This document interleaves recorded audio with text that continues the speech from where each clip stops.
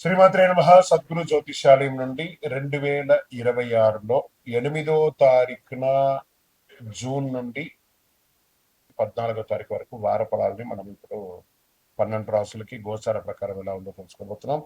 జాతకం అంటే ప్రతి ఒక్కరికి ఒక క్యూరియాసిటీ. నా ఆరోగ్యం ఎలా ఉంది, నాకు వ్యాపారం ఎలా ఉంటుంది, ఉద్యోగం ఎలా ఉంటుంది, నా కుటుంబం ఎలా ఉంటుంది, నా జీవితం ఎలా ఉంటుందని ఒక క్యూరియాసిటీ. జాతకం పడుతున్న వర్షానికి ఒక గొడుగు మాత్రమే కానీ జాతకం జీవితం కాదు.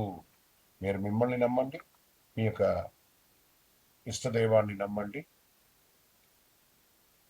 అద్భుతమైనటువంటి ఫలితాలను పొందుతారు. ఈ 8/6/2026 నుండి 14/6/2026 వరకు ఈ వారం గ్రహాలన్నీ ఎలా ఉన్నాయన్నది మనం తెలుసుకోబోతున్నాం.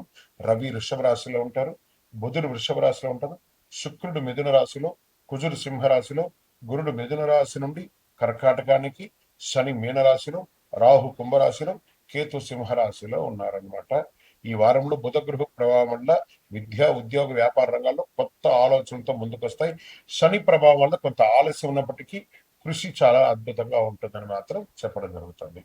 కర్కాటక రాశి మిత్రులారా, ఈ వారం అంతా కూడా మీకు ఫస్ట్ ఒక ముఖ్యమైనటువంటి విషయం అంటే ఎన్నో రోజులుగా ఎదురు చూస్తున్నటువంటి ఆ కోర్టు వార్తలు, కోర్టు సమస్యలు, లీగల్ ఇష్యూస్ అనుకూలంగా వచ్చే అవకాశాలు ఉన్నాయి. ఇంకా స్పోర్ట్స్ వాళ్ళకి ఈ వారం చాలా అద్భుతంగా ఉంటుందని కూడా చెప్పచ్చు. సినిమా వాళ్ళకి ఎన్నో రోజులుగా టీవీ వాళ్ళకి, సినిమా వాళ్ళకి, కళాకారులకి, అన్ని సినిమా వర్గం, ఆల్ వర్గం వాళ్ళకి ఇది చాలా అద్భుతమైనటువంటి వారం అని చెప్పచ్చు. కమ్యూనికేషన్ సెక్టర్ చాలా అద్భుతమైనటువంటి బలపడుతుంది. ప్రేమికులకి బంధం చక్కగా ఉంటుందని కూడా చెప్పచ్చు. అందులోనూ కర్కాటక రాశికి ఈ నెలనే 2వ తారీఖున మిథున నుంచి కర్కాటంలోకి గురు భగవానుడు వచ్చి కూర్చున్నాడు కాబట్టి చాలా అద్భుతాలు సృష్టిస్తారు. కుటుంబంలో మైత్రి పెరుగుతుంది, వ్యాపారం దినదిన ప్రవర్తమానం పెరుగుతుంది. ఇది సత్యం, ఇందులో నో డౌట్. ఇంకా ఉద్యోగస్తులకి స్థిరంగా ఉంటారు. అది ప్రైవేట్ రంగం కానీ, గవర్నమెంట్ రంగం కానీ చాలా అద్భుతంగా ఉంటుంది.